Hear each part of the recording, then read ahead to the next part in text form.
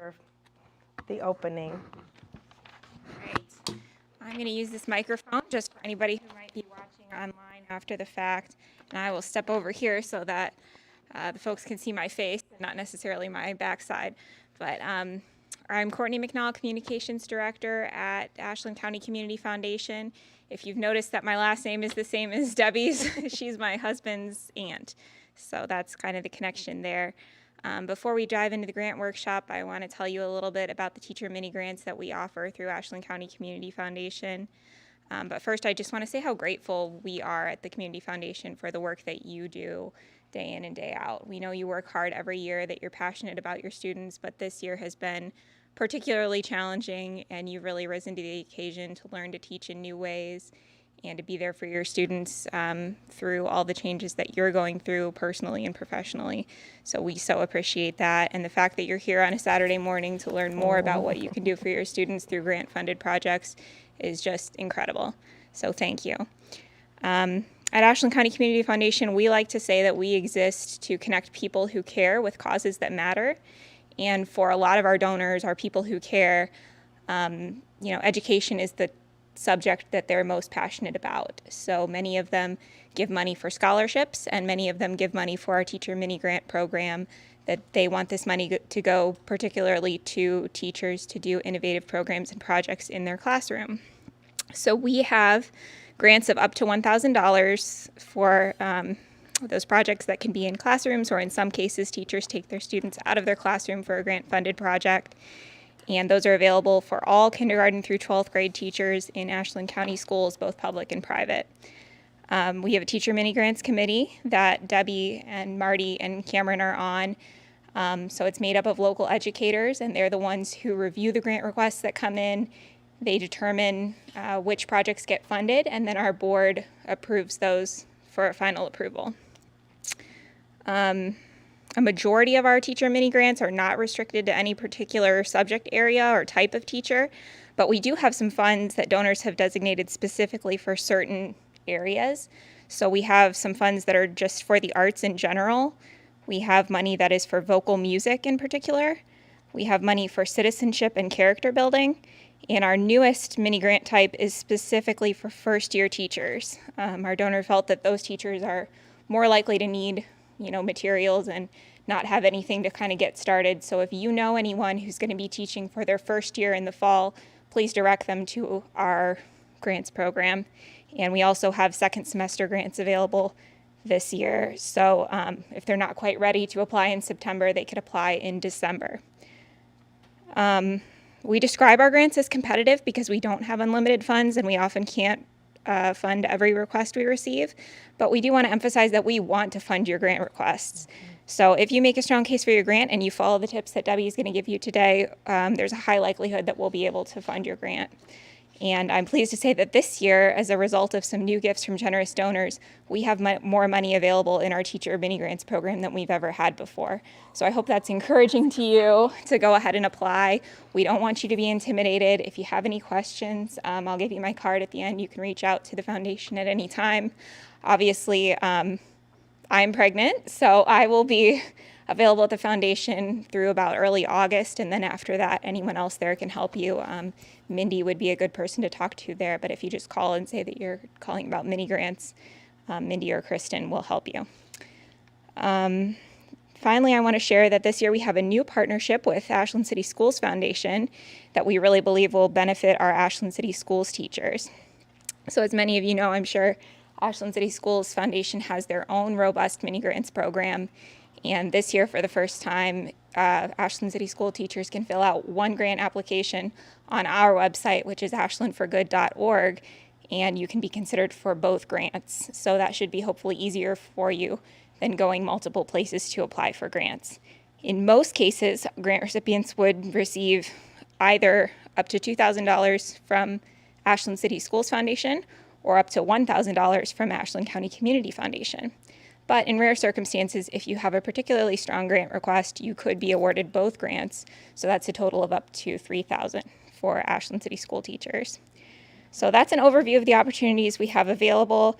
Now I want to turn it over to Debbie, who's leading our workshop today. Debbie McNull is an esteemed educator here at Ashland City Schools, and she's an experienced grant writer herself, a longtime member of our Teacher Mini Grants Committee, and she's been a grant reviewer as well, so she's got a lot of insights to share. So thanks, Debbie.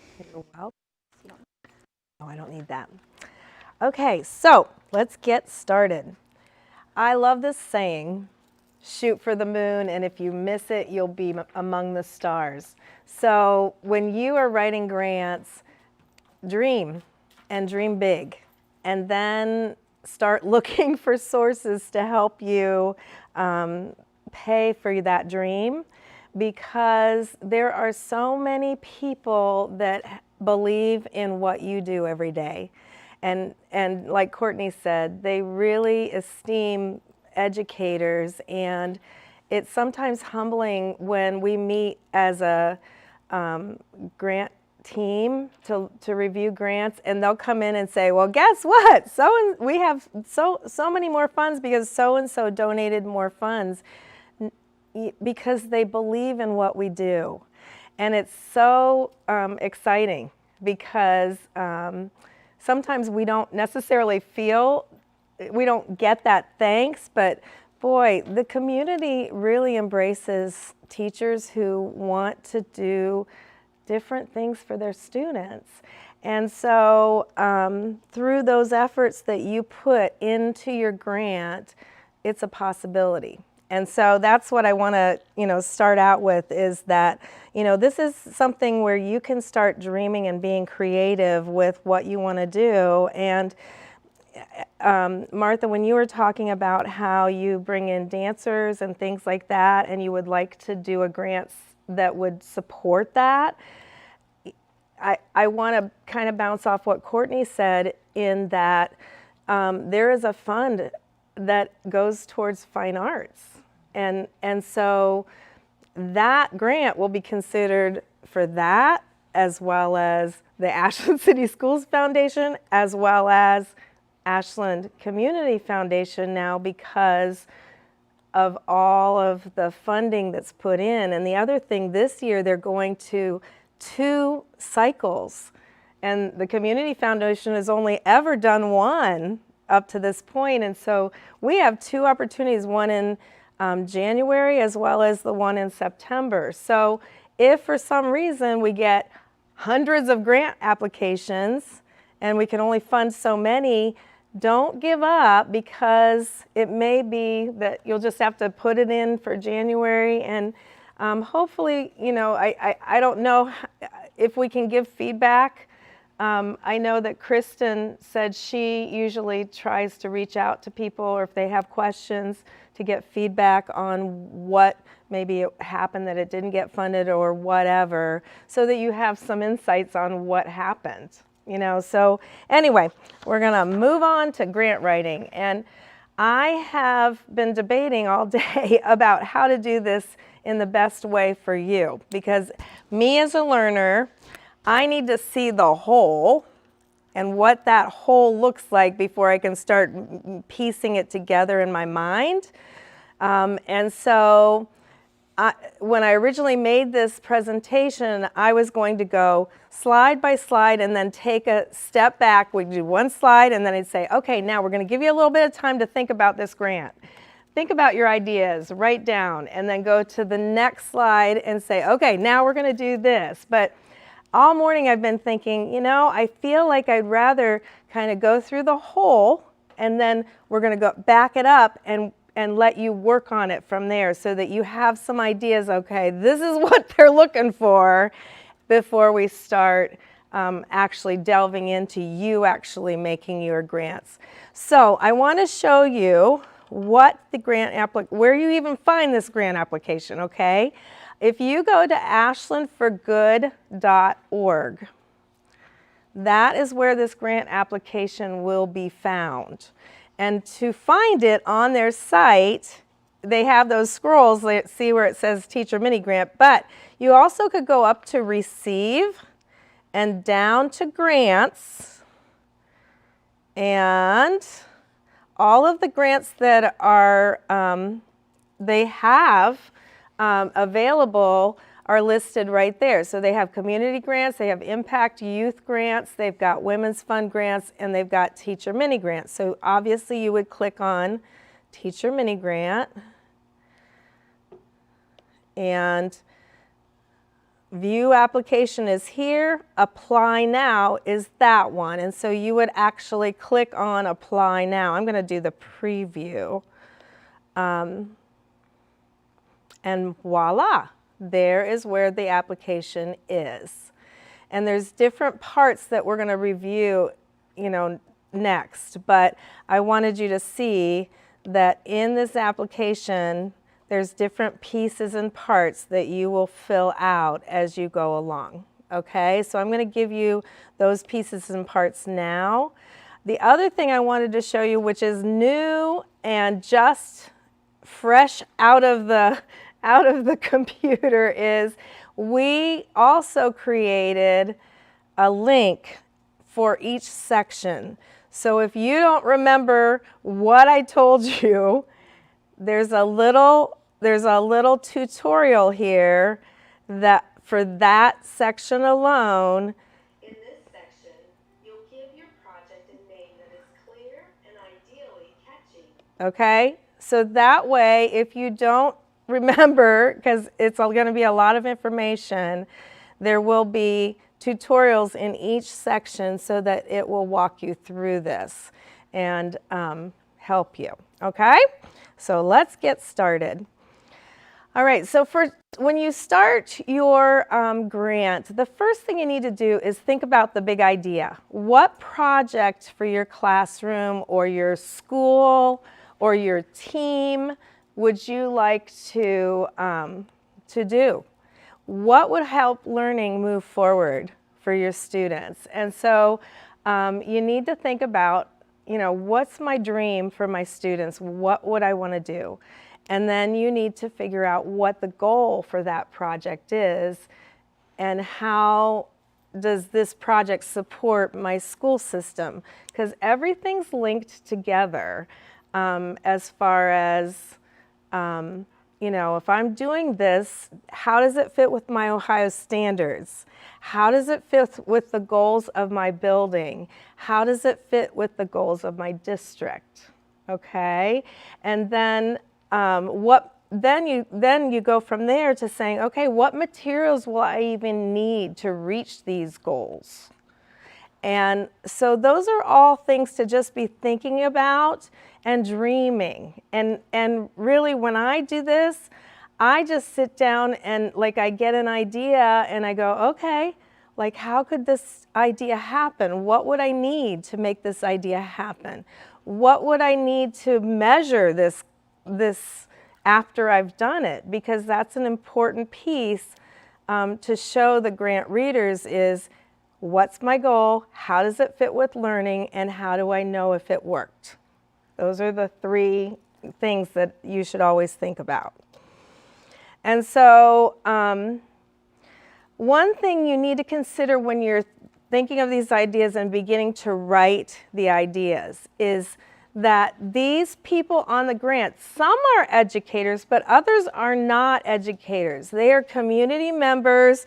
Maybe they're part of the Ashland County Community Foundation volunteer group, or they're not necessarily educators.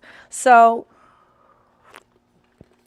this and other grants, because I will be talking about some other options of places you can go to get money, but the people are not necessarily all educators. So if we use buzzwords that they don't know what that means, it's difficult, and they don't necessarily know what educating a student looks like in a classroom. So you have to be very clear on what is it that I'm trying to accomplish and give them a vision of what that looks like, okay? And so that's what I want you to be thinking as you start writing your grants is, what would, somebody that is not in education, how would I explain it so that they would understand it?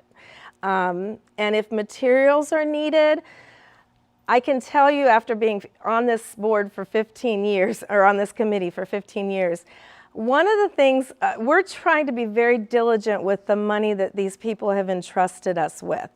And so if somebody lists materials, we're not just taking it by what you say. Many times, most of us go and look for that material to see what it is, because we don't know what you use for your teaching. And so if there is if there's an item that you want, we'll go look into it to see what it is. And if there's something that costs $20 and the same thing that the thing you wanted, it looks exactly like the same thing, but it costs $50, we'll go, I wonder why they need the $50 item instead of the $20 item. So it's good to explain, you know, kind of what you want and why, and give, like, they have a place where you can attach things on this grant. And so I have literally in the past, before I was on the committee, because I can't write a grant now, but I in the past have actually, just because I'm technology challenged, I've just cut and pasted pictures and a link into a document, and I attached that document so it was easy for somebody to click on that, see what it is, and see why I want it, you know. And so I would really highly recommend to you, if there's a person you want to have come and speak. I mean, they pay for speakers, they pay for residents that come in and work with people. You know, maybe a bio of that person would be a great thing to attach, because you'll see as we go along, the places where you have to write are limited in character, the number of characters you can use, but you are allowed to do attachments. So anybody that has asked me for advice on the grants after they've written it, and by the way, all of you will have my email, and we can give Marty and Cameron's as well. If you want feedback before you turn it in, we are happy to do that. We can't write a grant for you, but we certainly can share feedback. Would you men agree? And so, you know, we're happy to do that. But I have totally counseled people as they do this, you know, please attach something so that the you know, group knows what you want. Not all grants are like that. Some grants you can't attach things, but this one you can, so I would highly recommend that. Okay, so we go to the request part of the requesting information, and you're going to start with a project name. And it's a really good idea to have kind of a catchy name. And the reason it is because it's just nice to have, you know, it sticks in my brain as a grant reader, but it also is nice for when they publicize the grants. So your grant might be publicized in the foundation's news information. It will be publicized possibly in news media. It will be publicized to grant the people that give the money, the funders. And so it's just good to have a catchy name just to keep people's attention. And so, like a catchy name, I'll give you some of the ones that I've done in the past for other places that I've written grants. I've done Bring History to Life, Moving Towards Excellence. Project Read was actually a volunteer reading program that I got from this organization before I was on the committee. Lights, Camera, Action, because that was, you know, a project with some things where we were videotaping. So just a catchy name is a good idea. Then you'll go down to the dollar amount, and you want that dollar amount to either match your request. So if this is the only place you're getting money, if Ashland's County Community Foundation or Ashland City Schools Foundation is the only place that that fund is coming. And Courtney, is it $2,000? Refresh my memory, $2,000? $1,000 for the community. So if the community foundation is $1,000, then your grant has to match or go below $1,000. So it doesn't mean you have to spend $1,000, but it should not be more than $1,000 unless you're getting funds from someplace else. So let's say my PTO is saying, if you get this grant, we will throw in $500. So your grant application could be $1,500 is the total amount that I need for the project, but I'm only requesting $1,000 from you. Is there any questions about that? Now, the next thing it asks is subject area. You are not limited in your subject area. They just are trying to get a feel for what subject area you want it for. And the reason being that there's several different funds where people have donated to certain areas. And so if, like we were talking about Martha's idea with the dancers, if that fits with fine arts, then we would know that we can review that with that fund, okay? And so that's why you will select the subject area. Then the grade and number of students, it's great if you have a whole classroom or if you have a school, or the number of students funded sometimes will, the number sometime that we're meeting students will sometimes get you the grant. If your grant is 5 students, only for 5 students, and you need $750, and I have another grant that's similar but is serving 100 students, which one do you think I would pick? Probably the 100 students if they're pretty close to, you know. That being said, you're all considered. It's not like we look at a number and say, oh, there are only 5, throw it out. Every single grant is considered for its value in educating students and its thoughtfulness about how you're going to do it. So you can serve 5 students and do it deeply, and we would fund that, you know, if we feel like that's the best grant. Am I saying that right, my friends from the committee? And Courtney, would you agree with that? Am I saying it correctly? Is there anything you want to add? Yeah, I think that Okay. covers. Kristen said, like, if you think about like breadth versus depth, Right. you know, if you're serving a large number of students at a shallow level, Right. or maybe you're serving a few students at a deep level, you know, we get that. But also, like Debbie said, you know, if it comes down to 2 and one is clearly serving more students and they're both quality applicants, then that's Yeah. deciding that. So, okay. Any questions about that? Like, what if we're requesting supplies that can be used for multiple years, and we really don't know how many kids they can serve? What do you want us to put down there? I think you need to do it for that year. Okay. You know, you're only gonna put it, so if you have 70 students, you know, that you're doing, I would do the 70. But also consider the fact that if you are working, let's say you are doing that and you are working with a team, or maybe at your grade level, and this science teacher has 70 and this has 70, and you're gonna somehow share those pieces, that automatically could be 140. You know what I mean? That way, I just didn't Yeah. want multi-year. Right. No, don't do it for multi-years, because we could all say we're going to serve 1,000 kids eventually, but no.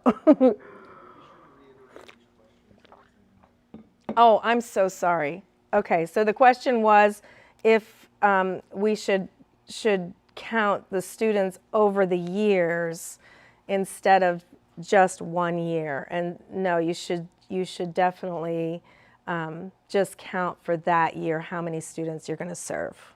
Debbie, I have a follow-up question to that. Yeah. Just because I'm curious, would it be a good idea for them then to maybe mention somewhere in the application or their description that they could use these materials in the future? Would that be something that would impact I mean, I think the question was, should we consider putting into our narrative that these materials could be used over the years? I think you could do that. I think probably depending on the materials, we would assume that. You know, like if you're buying a game that isn't going to be expendable, I think that's probably something we could assume you will have it over the years, and you don't want to waste a character if you can put something else in it. So I think unless there's a real reason where we wouldn't assume that you have, but if you have things that are going to be expendable, we probably will. May I ask a question? Yeah, sure. So in her situation, would she be allowed to write the grant along with the second teacher so that more than one person writes the grant? There can be a Yes. couple teachers Yeah, together. and we will get to that. There's a little bit more about that a little bit further in the slides, because yes, you can write this with a team. You absolutely can. Okay, so let's move on. All right, so this section describing your grant is probably one of the most important sections, because you need to be very precise on your summary of the project and why you need the money to accomplish it. So what is the project? What are you going to do? How are you going to support that with the data to show that the students have, what's the need? There is a little section down later that will give you a little bit more chance to offer that information. But as you're thinking about describing this project, really need to be precise about what it is and get to the meat of what it is in 1,500 characters. So tell us what your project is, what you're doing, and how it will help that student learning.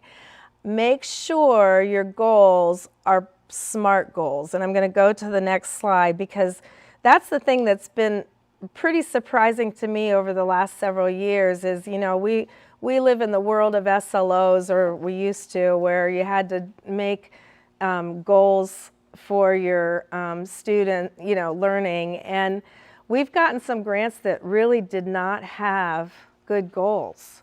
They weren't showing us any kind of data that supports what they're doing. They didn't show us how they were going to measure it. And so this is what a SMART goal looks like, just to kind of give you an idea. You're going to be specific on the goal, make sure it's a well-defined learning outcome, because really the whole goal of a teacher mini grant is that we want to make learning go forward. So what is your learning outcome? And you know what? This slide, I duplicated this, so this is down a little bit farther in your packet. I can't remember which slide down, but I have it now twice because I duplicated it this morning. I was like, you know what? I think I'm going to put it in both places.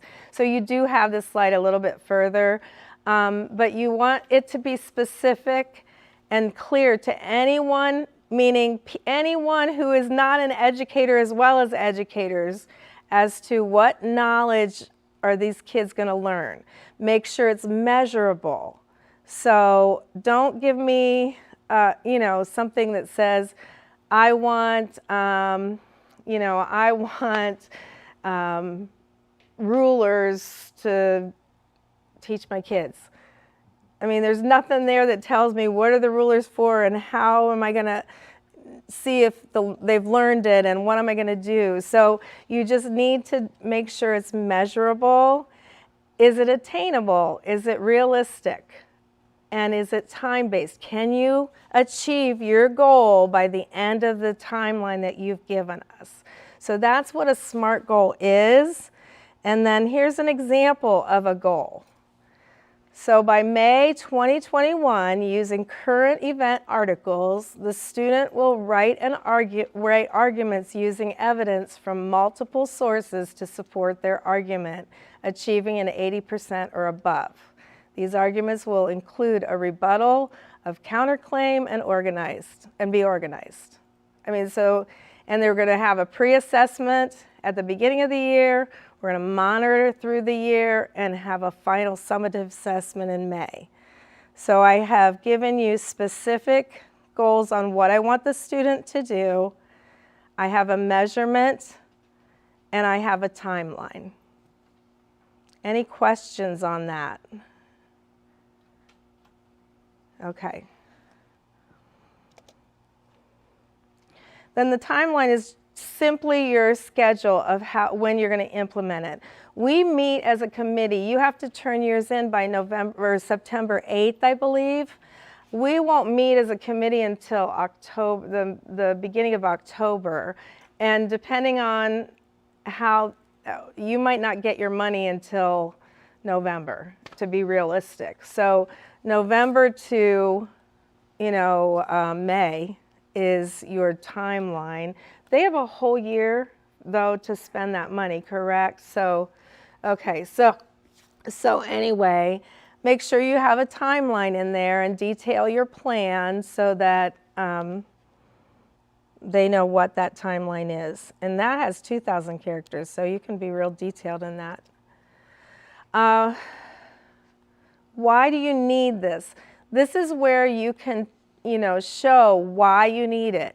Is there money from the district? Why isn't the district paying for it? I mean, that's a big thing. One of our grant readers in particular is like, that should be a district thing. And we'll go, now wait a minute, the district only pays for, the curriculum things and these extra things. I mean, it's an ongoing discussion because there are things that the district, if it's curricular, why isn't the district paying for it? So you can help that by sharing. I gave you an example because I've used this one before. This was one that the Title I budget was cut, and so we don't have enough SPED instructors, so we need to have materials to help the classroom teacher and the intervention specialist work together to meet these needs. So you just need to show, why do I need this? You might have data that says third grade, I'm in a K-3 building, so I'm just going to use my third grade scores in the fall were 38% passage, and we need to get them to 80% by spring. So we need to do this because, and this is what I'm going to do to help support this.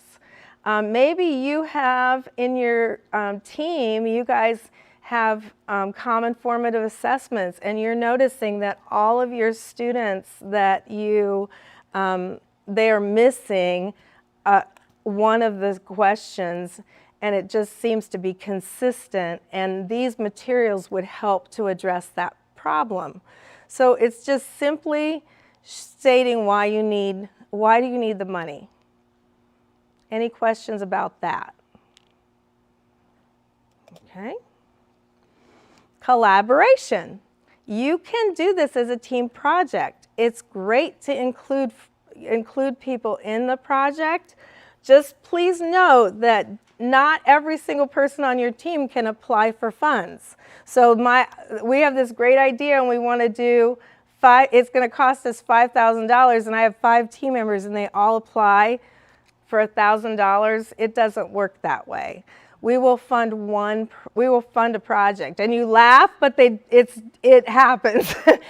We'll fund one project as a team, and so that's something that you can certainly look beyond this opportunity to other opportunities to fund the rest of it if that's something that you want, but we'll only fund one team member's application.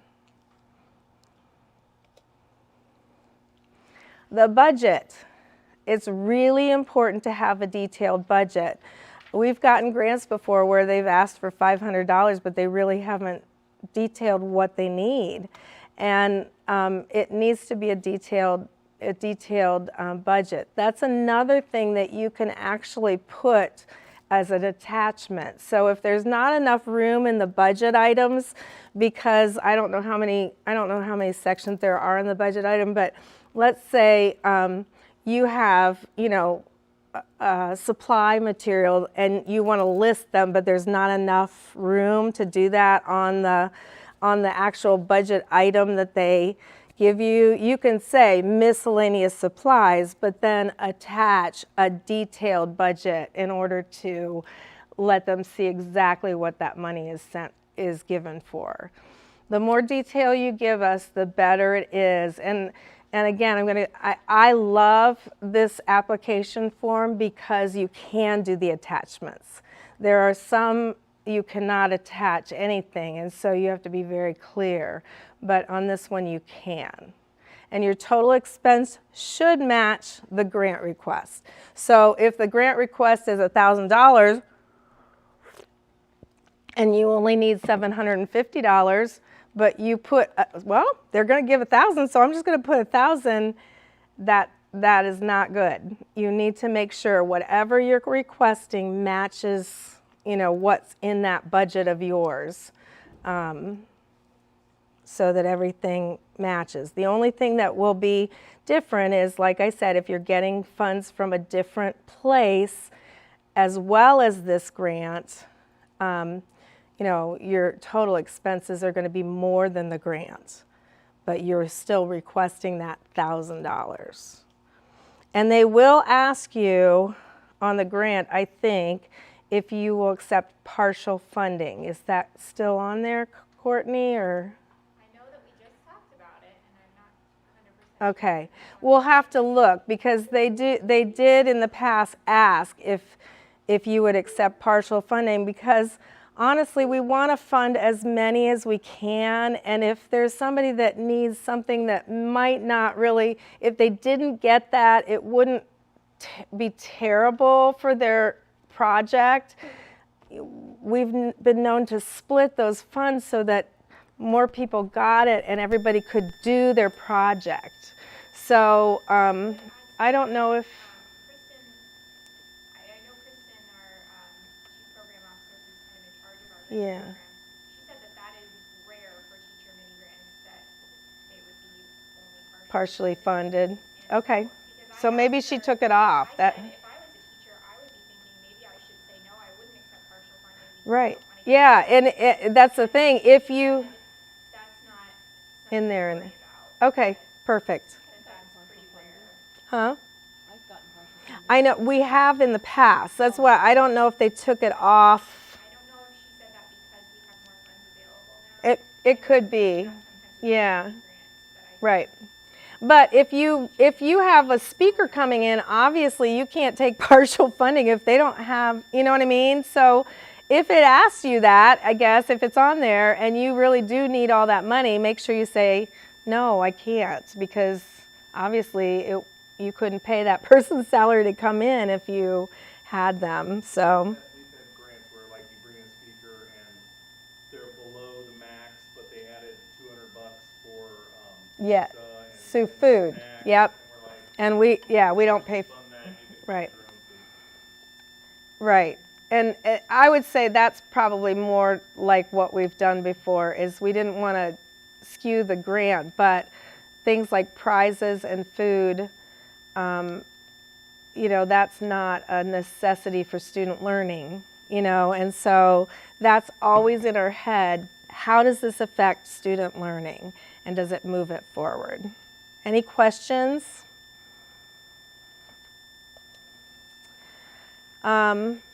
If you're applying at multiple organizations, you can get it partially funded here. I do want to tell you, I'm going to give you some other options of places that you can look for grant funding. The Martha Holden Jennings Foundation in Cleveland, Ohio, they have grants, and they actually review grants every month, except maybe 2 or 3 months out of the year. So you turn it in September, it won't be reviewed for another month, so it wouldn't be reviewed till November, but it goes throughout the year. And it's a pretty intense grant, and they do a lot of things with depth of knowledge and things like that. But I've gotten many grants from that organization, and they've been like $4,000 kind of grants. And so that's an option that I would encourage you to look into. I actually, the last time I got a grant from them, I actually went in and did a little research on who was on the committee, so that when I was writing my the details of my grant, I could make sure that whoever was on that committee would understand what I was trying to explain. So the Martha Holden Jennings Foundation's one.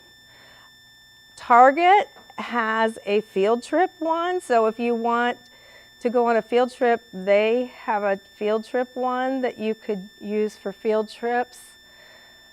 I know there's a lot of people that do that Donors Choose that have had things funded, so that's another option. That's all I can think of right now. If I think of more, I'll let you know. Okay. Evaluation. This is a really important part of your grant as well. How are you measuring the success of your grant? You need to verbalize that in your grant application. What assessment tool are you using? And again, here's the part where the SMART goals, it's on the next slide.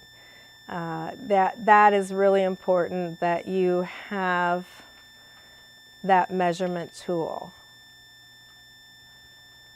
Because if you're going on a field trip, or if you're having a speaker come in, what learning is going to take place before and after, so that the kids are learning something, not just watching a speaker speak.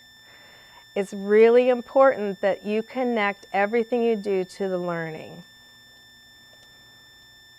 And there's that slide again about SMART goals.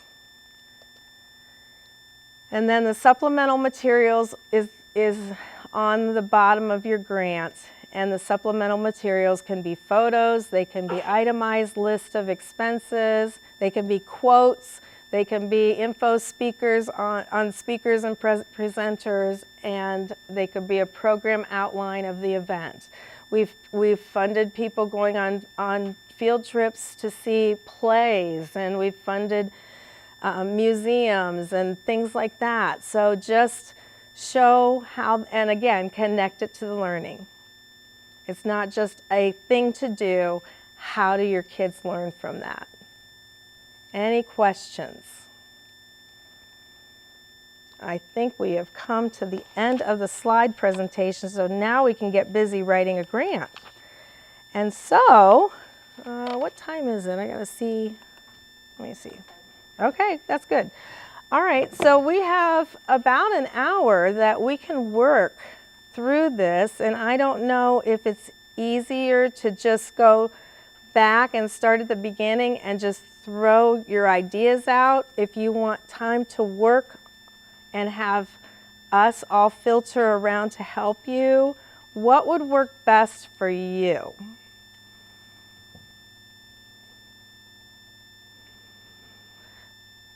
Okay, so let's let's go back to, let me go back to the beginning, and let's talk through just ideas on how to get started. And when we get started, it's really a vision kind of thing. What do you envision happening that would be awesome for learning? And so, anybody have an idea of something they'd like to try? Christy? I had this idea for a couple of months now. Soil science is a big part of the 6th grade science standards, and we have no tools to test soil. So I tried to use regular thermometers this week and they just broke. And Mm-hmm. regular pH paper just doesn't cut it. So I tried to work around it using the supplies we have, but I really need You need probes materials, and soil right. thermometers and actual tools that, and I think letting the kids see the real life tools that Mm-hmm. adults use will intrigue them, because like agronomy and other soil related jobs are prominent in this area. Mm-hmm. So I'm hearing you say a lot of things that are really valuable for this. And one is connecting it to career, you know, is a wonderful thing, especially for those older kids. I hear you saying, you know, that these are critical standards for the science, your science standards. They fit your science standards. Material-wise, I think the thing that you'll have to really show is why isn't the district buying it? You know, I mean, that's just a question I, as a grant reader, would say, well, why isn't that a district thing? Why aren't they paying for that? And so you have to overcome that with, you know, if they don't have funds for it, fine. But how is that, how, you know, what do they, the other piece of the puzzle is you can connect what the district does have for you. So what things do you have currently that's provided by the district? For instance, and I'm just going to throw this out there from one of my grants. I wrote a grant to the Martha Holden Jennings Foundation for intervention materials in literacy that we were using at the middle school. And so I wanted some Chromebooks to go with it, and that sometimes can be very iffy with grants because they don't want you writing things just to get a Chromebook or just to get an iPad or whatever. You have to show why the district's not giving me this thing. And so I had to explain that the district provided, at that time, there were only 2 carts on that floor, on each floor for each grade level that they used between all of them. And so there wasn't a way for me to use that during my intervention time because they were using them into the classrooms. That's my barrier. But the district does provide us, they changed the schedule. So we had an intervention time. And so I could show them that we actually changed our master schedule so that we would have an intervention time where the specialists could all work together on intervention with students. That was a positive that the district actually, you know, did for us. And then I also wrote the materials that we did have for intervention. This was on top of it. So that's kind of how you need to show, you know, what is the district providing and what are our barriers and why. Does that make sense? Yeah, no, I just wrote up a statement for that. Yeah.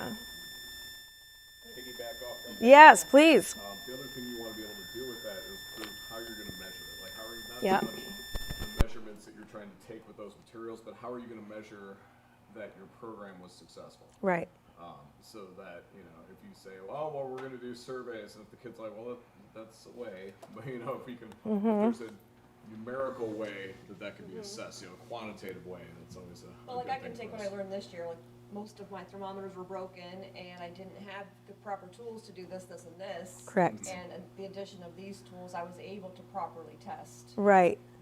That And if the district provides you with those tools that you're using, and that's all we had money to, you know what I mean? Yeah. Then I would like to get a tool that they use out in the in the field, so they actually have Yep. products that are from the field. So that would be a great way to do that. Anybody else have any ideas that we can kind of help with? Like Martha, you were talking about, I know, but you were talking about wanting Basically, money for, I would bring in a dance instructor, and I would just, because I was not successful with grants, I thought, I'm just gonna pay for it. No, I have done so many I years don't- of, I'm just gonna pay for it. Yeah, because no. I don't know how to do this, it was just well, frustrating. yeah, So I would just I will just pay for it. And so I brought in a dance instructor for 2 years and in the spring And you saw the salsa value. and the cha-cha and it wasn't that much, but could I have brought him in more often? Yeah, but not if I was paying for No. it. So Yeah, and so how does that help the learning? How did you see that helping the learning with your students?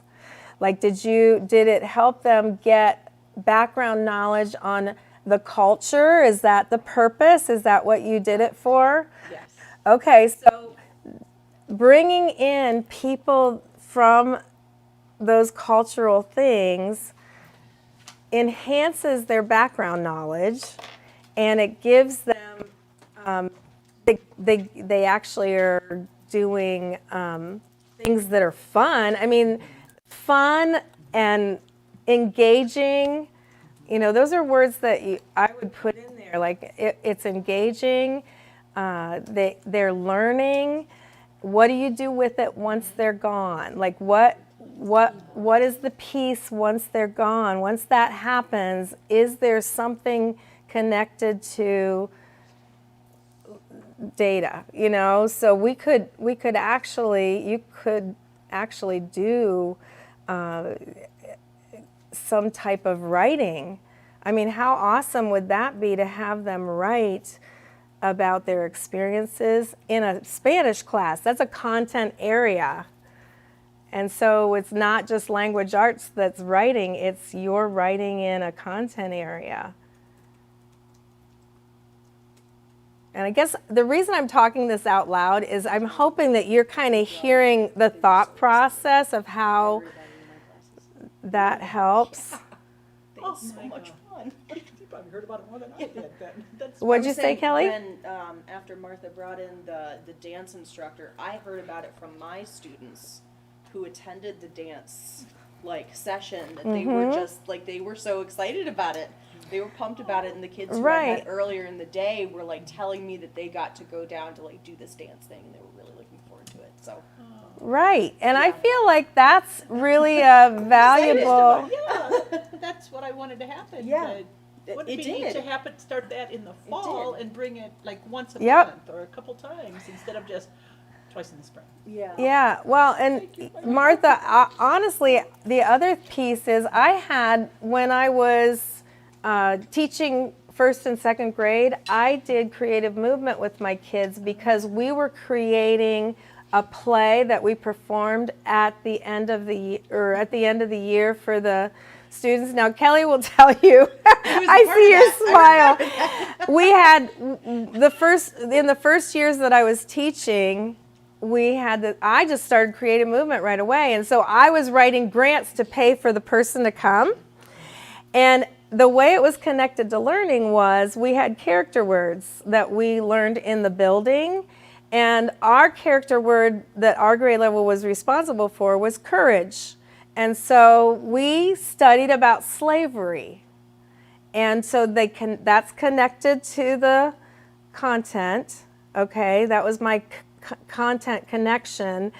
They actually created the play by helping me write the play, and it was all movement, and then they performed it. And Kelly was a what, Kelly? Oh, I have no idea. Oh, I was thought little. you said to me, I hated that because you made me be a safe house because she was part of a house or something. I don't know. That She sounds always, like something that my sister would say. well, I don't think, yeah, she wasn't, yeah. So anyway, everybody had their part and they did that.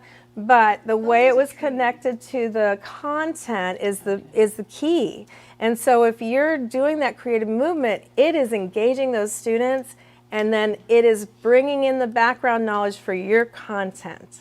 So I could have a standard from culture from Spanish, but I could also bring in a content standard from physical education. And even Yeah, you from, could. language arts. And language arts, if you do writing, Okay. okay, and then Do all, a research project. and music, Music would be music. yeah, connecting to the You music. could even add the illustrations and the art department. Oh, Yeah, and so if this person's coming in multiple times, how is that connecting giving your students deeper learning, you know? And so it's not just the activity, it's now part of your, just your educating of the students. And you can always have an assessment on writing. That's always a good thing. But if there's a standard in your Spanish that is connecting to those standards, you can just add to it. So maybe you're showing a video on the culture, and maybe you're also bringing in pieces of art of that culture. I don't know. I don't know what your vision is, but all those things you would explain in your description of the project. It's not just bringing in a person.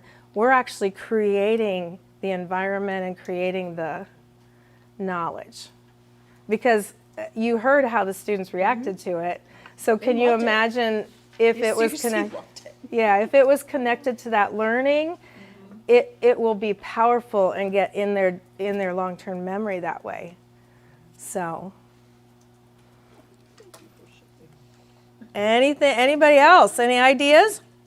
So I've been thinking about, like, we need some sensory, a lot of sensory stuff. But, Yep. I mean, that's hitting our school. Yep. So, like, I've just been thinking, the measurement tool, that's where I get the kick. And then the part where we haven't, social emotional learning program, so like that, we could build onto that. That's the part of why the school district isn't funding it, but, so I can say my part on that, but I guess my whole thing is the whole measurement thing, like, you know what I mean? Well, the measurement piece, if it's sensory and you have any data on behavior. Yes, that's what I was just, I like connecting Yep. it with our PBIS and stuff like that. Yep, like, that's where I would connect it, Okay. is connect it with your I wasn't behavior sure and if how. that's what they would want to see. Yeah. You know what I mean? 'Cause Yeah, I'm sure there's a absolutely. lot. And like office referrals or, yeah, whatever you have right now, currently kind of hang on to that. Okay.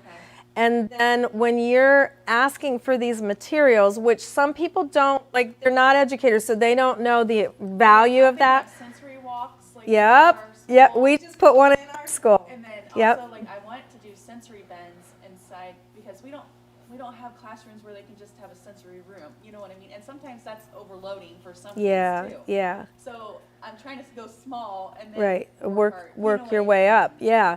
So that would be a good thing to connect it to, is gather your data on your behavior Okay.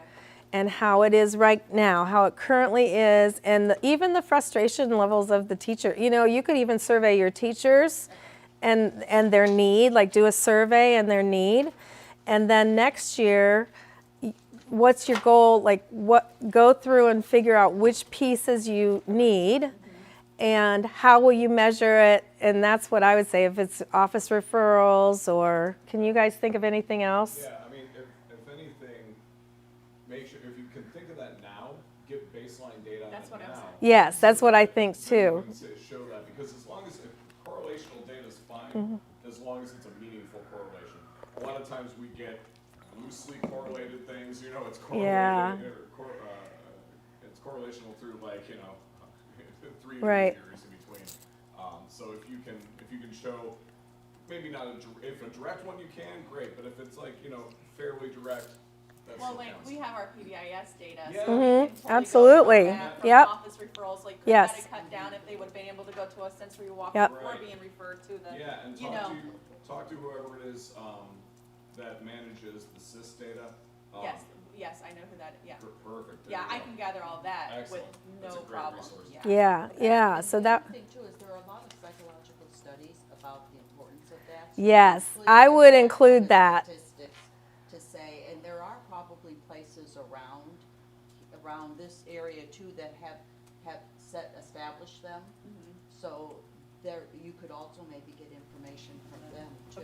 what they- Yeah, what's that's exactly what I was going to suggest, Lil, is that you need to show the people on the committee why it's important. What is the value and what's the research tell you? Because there's a lot of research out there that will support that, and you can, And then the connection goes on to their additional learning as they go higher at Right. grade levels and into their careers. How to That they manage need to their- have their.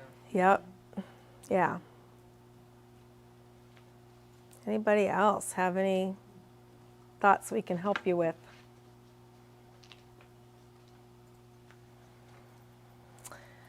Well, why don't you go, if you need a break to go to the bathroom, you can. If not, why don't you go to that site and why don't you start filling things out? And as you have thoughts, it saves it, right, Courtney? You don't have to hit save, it just automatically saves it. You need to set up an account if you've not already done so. Okay, yeah, so I would suggest doing that right now while we've got the expert of the site here, and that way you can get into it and get started, and we can start piecemealing pieces so that when you walk out of here, at least you have something that's started and you can finish it and we can give you feedback.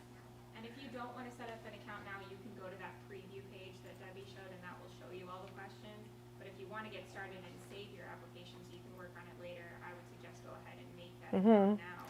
And if you don't end up finishing it, it's fine. It's not going to do anything, right? If it's, but I would suggest just opening up an account, right? Yeah, I think go ahead and start it. If there's, I don't know what reason there would be why you wouldn't want to start. Right. There's nothing that will go against you if you don't end up Perhaps finishing. if you've already set one up and you can't remember your password or something, you can go home and get it. Something like that. Yeah. Go through the preview, but I would recommend everyone just go ahead and set one up. And then before you leave today, if you have time also, I actually emailed you an exit slip, so you should be able to go to your email and do the form real quick. There's like only 4 or 5 questions just to give feedback on today. That would be helpful so we know for the future. And just holler if you need help. We'll come around and help.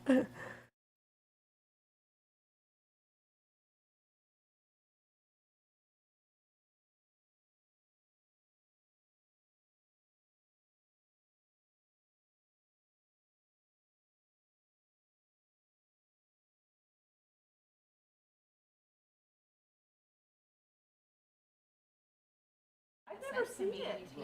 This ends our grant, Think Like a Grant Reader workshop. We're so glad you were able to join us. If you have any questions, feel free to contact me at my email address or contact the foundation. We're happy to help in any way we can, and we hope you can get that grant.